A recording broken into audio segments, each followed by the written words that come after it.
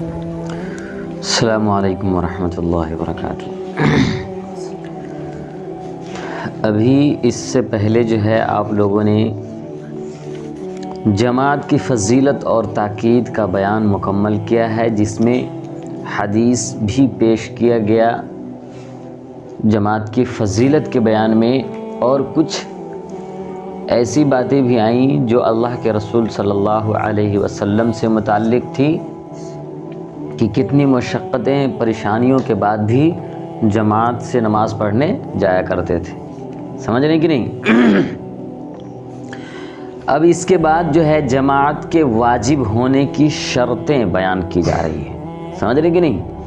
کہ جماعت جو ہے کن کن چیزوں سے واجب ہوتی ہے، اس کے کیا کیا شرط ہیں اور کن پر واجب ہوتا ہے۔ سمجھ رہے ہیں کہ نہیں؟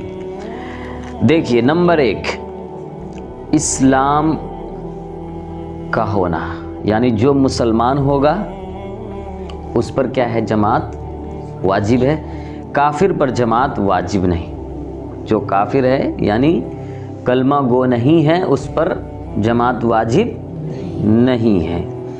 جماعت کا واجب ہونے کے لیے ایمان والا ہونا شرط ہے۔ سمجھ رہے ہیں کہ نہیں؟ نمبر 2، مرد ہونا۔ سمجھ رہے ہیں کہ نہیں؟ عورت پر بھی جماعت واجب نہیں ہے۔ سمجھ رہے ہیں کہ نہیں؟ کہ عورتیں اگر جماعت سے نماز پڑھے گی تو ہوگا، نہیں تو نہ ہوگا، ایسا نہیں ہے۔ سمجھ رہے ہو کہ نہیں؟ صرف مرد پہ مرد ہونا، عورتوں پر جماعت واجب نہیں ہے۔ سمجھ رہے ہیں کہ نہیں؟ بہت غور سے سمجھیے گا۔ نمبر 3، بالغ ہونا۔ نابالغ بچوں پر جماعت واجب نہیں۔ نابالغ بچوں پر جماعت واجب نہیں۔ سمجھ رہے ہیں کہ نہیں؟ بالغ سمجھتے ہیں نا؟ بالغ پر جماعت واجب ہے، نابالغ پر جماعت واجب نہیں۔ نمبر 4، عاقل ہونا۔ عقل یعقل سے ہے عاقل، یعنی عقل والا ہونا۔ سمجھ رہے کہ نہیں؟ عاقل ہونا یعنی مست، بے ہوش، دیوانہ پر جماعت واجب نہیں۔ سمجھ رہے کہ نہیں؟ یعنی پاگل، مجنوں، جو بے ہوش ہو، بے ہوش پر بھی جماعت واجب نہیں ہے۔ اگر کوئی آدمی کوئی ایسی چیز کھا لیا، وہ بے ہوش ہے اور اس وقت میں نماز کا ٹائم نکل گیا، تو اس کو جماعت سے نماز نہ پڑھنے کی گناہ نہیں ملے گا۔ سمجھ رہے ہو کہ نہیں؟ بلکہ اگر کوئی نشے کی وجہ سے بے ہوش ہے تو اس کو نشے کی گناہ ملے گا۔ اگر کسی قدرتی چیز کی وجہ سے، بیماری کی وجہ سے یا کسی اور چیز کی وجہ سے اگر بے ہوش ہے اور جماعت سے نماز نہیں پڑھی تو اس پر کوئی نہیں۔ سمجھ رہے ہو کہ نہیں؟ اور کوئی مجنون ہو، دیوانہ ہو، اس پر بھی جماعت واجب نہیں۔ نمبر 5، آزاد ہونا۔ غلام پر جماعت واجب نہیں ہے۔ سمجھ رہے ہو کہ نہیں؟ یہ غلام کا جو ہے پہلے یہ چلا کرتا تھا، ابھی رواج نہیں ہے۔ غلام یعنی جہاد ہوتا تھا پہلے ایک دوسرے سے، ایمان والے اور غیر ایمان والے سے، تو ایک دوسرے میں جو جہاد ہونے کے بعد جو کچھ لوگ جو فتح کر جاتے تھے اور جو بھاگ جاتے تھے جنگ سے، تو ان کے جو ساز و سامان بچتے تھے، یا کچھ لوگ بچتے تھے یا عورتیں بچتی تھیں، تو ان کو لے کر کے اپنے بستی کی طرف لوٹتے تھے۔ سمجھ رہے کہ نہیں؟ تو اسی کو باندی اور غلام کہا جاتا۔ یا تو اس کو کچھ فدیہ لے کے چھوڑ دیا جاتا تھا، یا تو اس کو اپنا غلام بنا کے رکھ لیا جاتا تھا۔ سمجھ رہے کہ نہیں؟ تو غلام پر بھی جماعت واجب نہیں ہے۔ سمجھ رہے کہ نہیں؟ آزاد ہونا چاہیے، اس کو کوئی کسی کے حکم میں نہیں ہونا چاہیے۔ سمجھ رہے کہ نہیں؟ آزاد ہونا چاہیے۔ نمبر 6، تمام عذروں سے خالی ہونا۔ کوئی عذر بھی نہیں ہونا چاہیے۔ سمجھ رہے کہ نہیں؟ 20 کلومیٹر 25 دور مسجد ہے اور یہاں سے جو ہے پاؤں پیدل جانا ہے، کوئی سواری نہیں ہے، تب اس پر بھی جماعت، یہ سب ایک عذر ہے۔ تو اس طرح سے کوئی عذر بھی نہ ہونا چاہیے۔ سمجھ رہے کہ نہیں؟ تمام عذروں سے خالی ہو، کسی طرح کا کوئی عذر نہیں ہونا چاہیے۔ ان عذروں کی حالت میں جماعت واجب نہیں، مگر ادا کرے تو بہتر ہے، نہ ادا کرنے میں ثواب جماعت سے محروم رہے گا۔ سمجھ رہے کہ نہیں؟ عذر کی حالت میں جماعت واجب نہیں ہے۔ سمجھ رہے کہ نہیں؟ اور اگر ادا کر لے تو بہتر، نہ کرے تو جماعت کا ثواب نہیں ہے۔ نمبر 7 مقیم ہونا. مقیم کے معنی ہاں مسافر نہ ہو.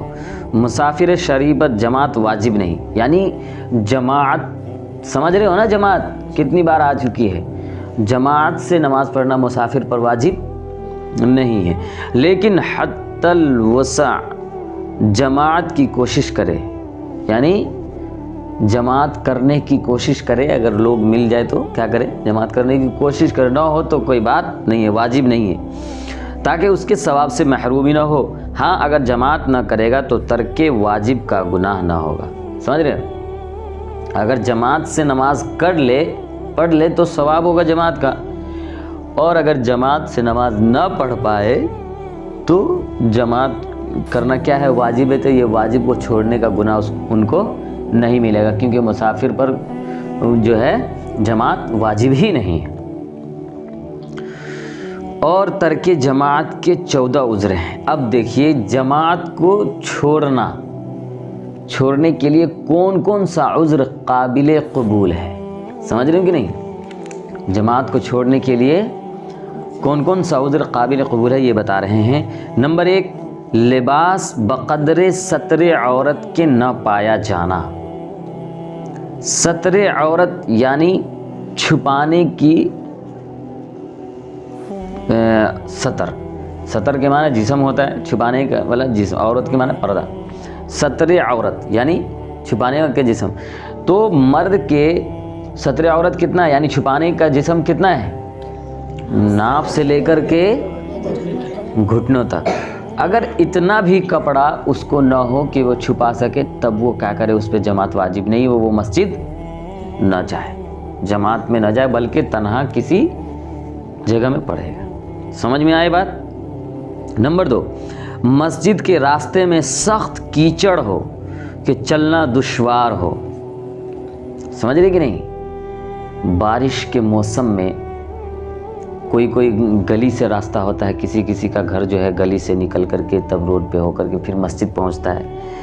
سمجھ رہے کہ نہیں, تو اس گلی میں بہت زیادہ کیچڑ ہو جاتا ہے, پاؤں دھنسنے لگتا ہے. تو اگر اس طرح کی ہے تو اس پر جماعت واجب نہیں ہے.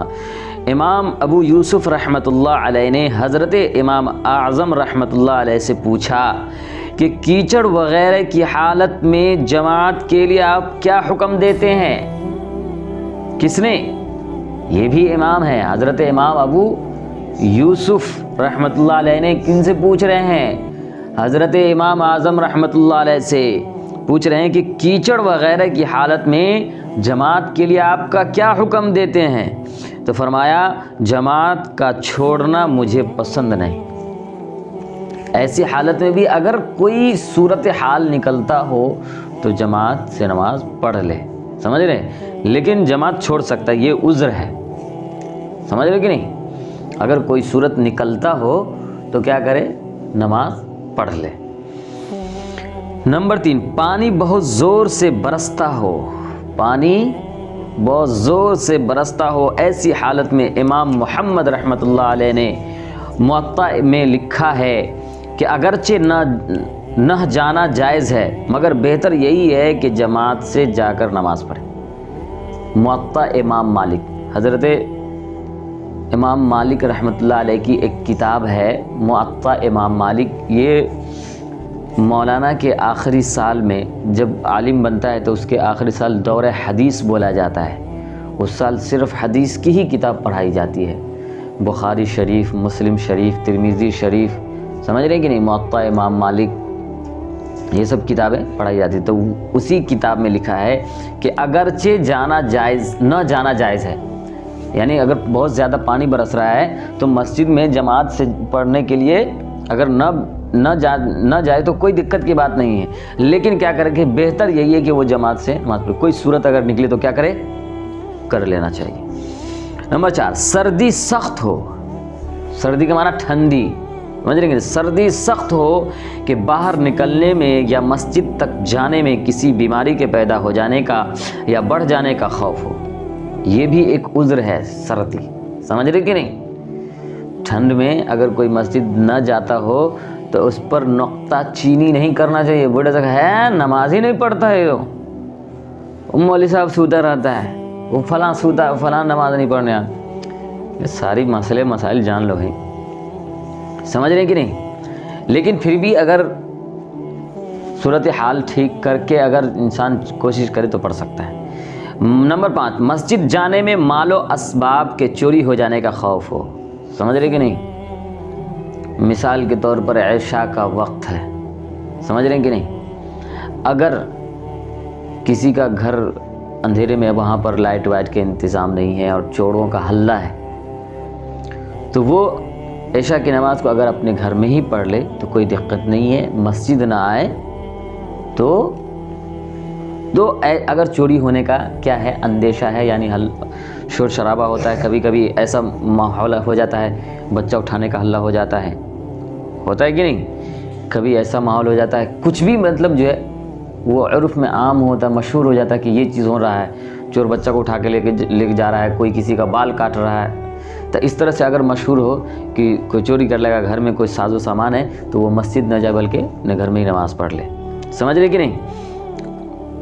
اگر ان سب سے بچ کر کے اگر جا سکتے ہیں تو بہتر ہے کہ نماز پڑھ لے، لیکن یہ ایک عذر بتایا جا رہا ہے، جماعت اگر ان عذروں کی وجہ سے چھوٹ جائے تو کوئی دقت نہیں ہے، سمجھ رہے کہ نہیں سمجھ رہے؟